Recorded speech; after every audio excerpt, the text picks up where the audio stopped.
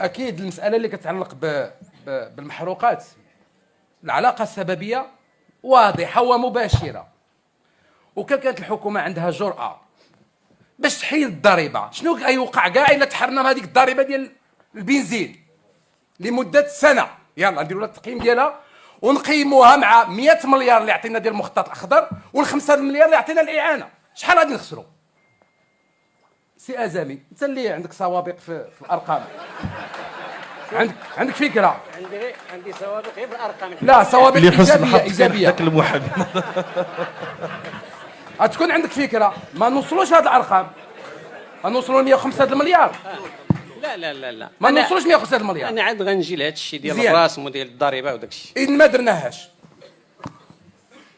وكانت هذه غادي تكون عندها علاقه مباشره اولا على النفسيه ديال المواطن. اليوم اللي كنعالجوه النفسيه اكثر.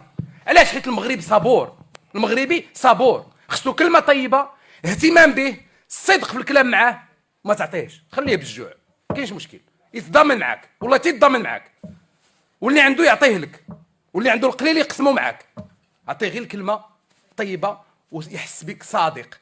شنو اللي كيزيد يزيد طين بله؟ هي ما فهمتش علاش اعضاء الحكومه بحكومتها عطينا بالظهر وهرب للقدام. واش هرب للور ولا هرب للقدام؟ قال لنا سيرونا كسيرهم وسيرهم الى الوراء. يسيرون، قال لك زماننا كاهله واهله كما ترى، يسيرون بسيره وسيرهم الى الوراء. القرد سيد المجلس والليث جالس وراء.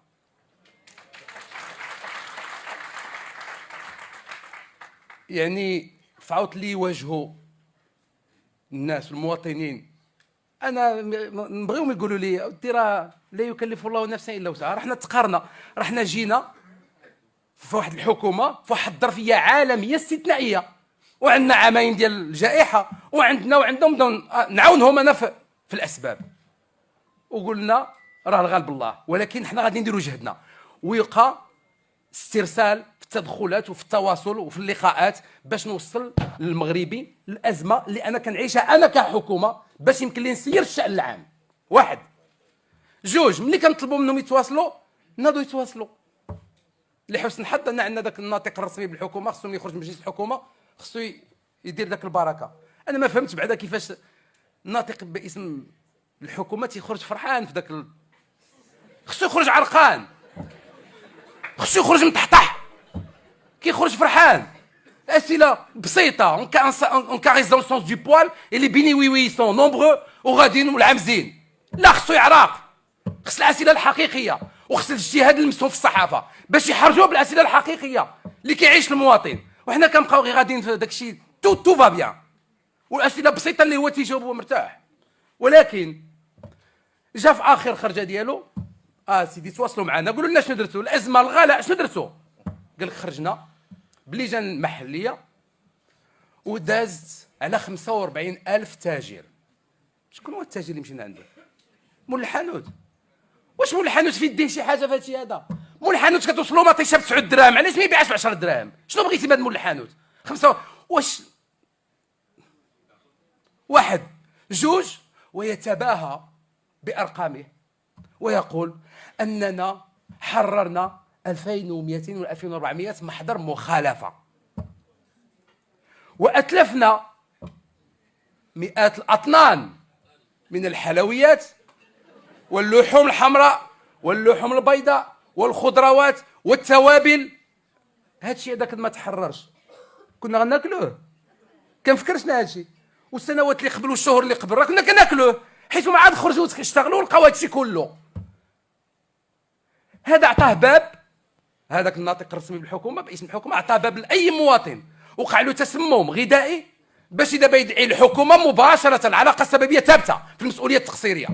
لقد انا اصبت بضرر بسبب تقاعسكم وتقصيركم. ها هو الرئيس المنطوق الناطق بالرسم باسم الحكومه هو تيقولها. عاد ناضوا اشتغلوا، يعني ملي كانوا ما كيشتغلوش هادشي كله حنا كنا معرضين ليه.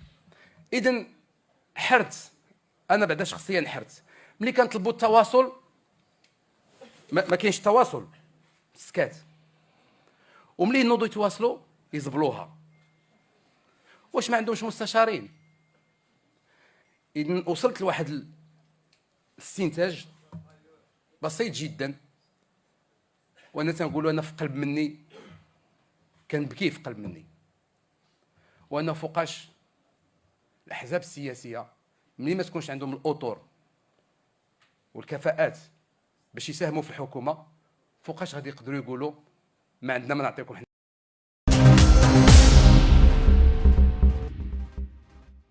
الغلاء ديال الاسعار الحكومه اولا كاين اشكال كبير في المعالجه ديال الحكومه لهذا الموضوع، في التواصل الحكومي اصلا، لانه اللي ما يهدأش الروع ديال المواطنين هو كون انه الحكومه حينما تسال عن غلاء الاسعار كاينه وزيره تتقول لك هذه ماشي من الاختصاص ديالي، هي وزيره الطاقه ومسؤوله على التموين ومسؤوله على التخزين ومسؤوله حتى على المراقبه ديال السوق من الناحيه ديال الجوده ومن الناحيه ديال الاسعار، تقول هذا ليس من اختصاصي. وهذه سابقه ان وزيره في الحكومه تدعي بانه تقول ان هذا ليس من اختصاصي. الناس تيشتكيوا من الغلاء ديال الاسعار ويكتوون بنار الاسعار وهي تقول ليس من اختصاصي. تجي وزيره اخرى، هذه الوزيره الاولى ديال الطاقه، تجي وزيره الاقتصاد والماليه تقول بانه الاشكال ديال الغلاء ديال الاسعار هو البرد والجفاف. تيجي وزير اخر تيقول هناك انتهازيين وهناك. اذا كاين اشكال اولا في التواصل ديال الحكومه حول هذا الموضوع. ثانيا كاين اشكال في الاجراءات التي اتخذتها الحكومه اذا ما قامتش بالمراقبه اللازمه وبالمتابعه اللازمه راه ما يكون عندها حتى شي اثر، لانه الحكومه دارت اكثر من 4 المليار ديال الدرهم في الدعم ديال النقل، واوقفت الضريبه على القيمه المضافه واوقفت الرسوم الجمركيه على اللحم على اللحوم ديال الابقار. هذا الامر هذا الا ما كانتش الحكومه قايمه بالمراقبه اللازمه يعني للمستوردين وما قامتش بالمراقبه اللازمه للمنتجين، راه المراقبه ماشي هي تمشي عند هذاك الخضار ولا تمشي للاسواق الصغيره، هذوك راهم في النهايه ديال السلسله، هذوك راهم يعني الوسطاء، راه هي السلعه جايه في الطريق مطيشه ولا بطاطا ولا البصله ولا اللي بغيتي ولا البيض ولا اللي كان، هي ما جايه في الطريق وهي تتزاد. اذا الا مشيتي تراقب هذاك الخضار في النهايه ديال السلسله هذاك شنو الذنب ديالو؟ تتقول ليه علاش تتبيع مطيشه ب 14 درهم؟ هو تيبيعها لانه كاينه واحد السلسله لم تتم مراقبتها، وبالتالي الحكومه عليها ان تنزل الى المراقبه من الاصل، تبدا في السلسله كلها ديال الانتاج وديال التوزيع.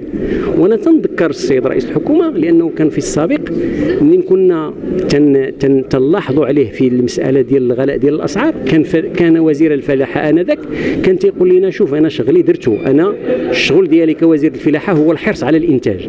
المشكل ما كاينش في الانتاج، المشكل كاين في الاسواق ديال الجمله، وانذاك كان ينعت الاسواق ديال الجمله باعتبار انه الاسواق ديال الجمله تابعه للجماعات، يعني بانه هذه الاسواق راها تابعه لكم انتم. تيتكلم على الولايه السابقه. اليوم انا تنقول للسيد رئيس الحكومه انك عندك الانتاج وعندك السلاسل ديال التوزيع وعندك السلاسل ديال التصدير وعندك السلاسل ديال السلطه، انت في السلطه في الحكومه في الجهات في الجماعات وفي الاقاليم، يعني عندك بين يديك جميع الامور التي يمكن ان تضبط من خلالها غلاء الاسعار وان تحارب. وبالتالي الحكومه عليها ان تقوم بالمراقبه اللازمه ولكن تراقب بحيث.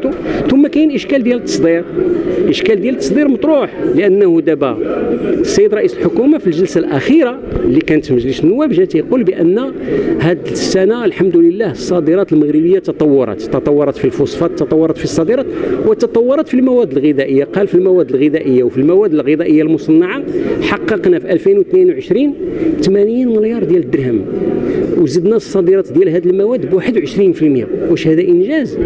هذا انجاز الا كان السوق الداخليه ممونه بالطريقه المناسبه والاسعار فيها مناسبه.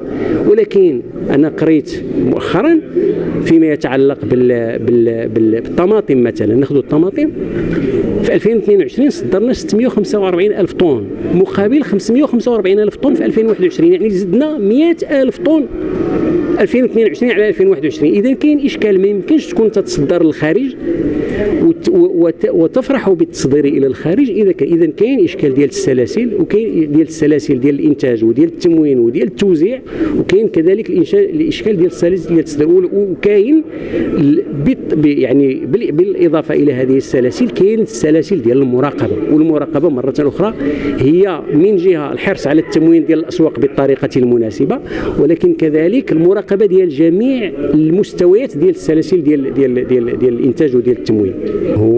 هو كاينه امور موضوعيه بالنسبه للواردات، سواء فيما يتعلق بالمواد الطاقيه او المواد الغذائيه، داكشي اللي تنجيبوه من مره مثلا القمح والى اخره.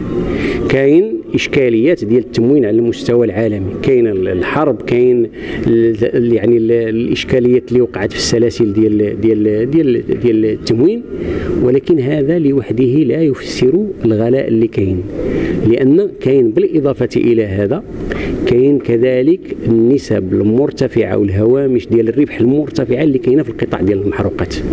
دابا الدليل اصبح عالميا. انا قلت لك البارح هذا الاسبوع هذا الرئيس ديال الولايات المتحده الامريكيه تيخرج تيقول بانه راه كاين مشكل فيما يتعلق بالربح ديال الشركات ديال المحروقات اللي تعدى المستوى ديال الربح ديالها 200 مليار دولار.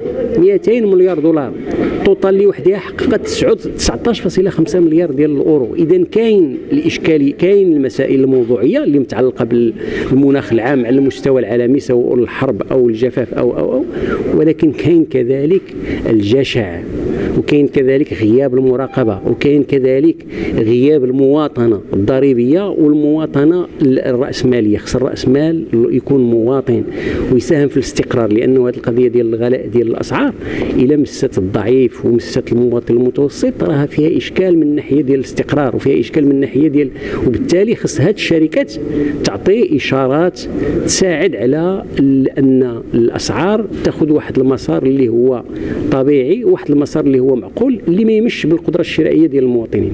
نقول لك دابا من الناحيه ديال المؤشرات الاقتصاديه كاين اولا في هذه البدايه ديال السنه كاين واحد المجموعه ديال المؤشرات اللي هي مقلقه.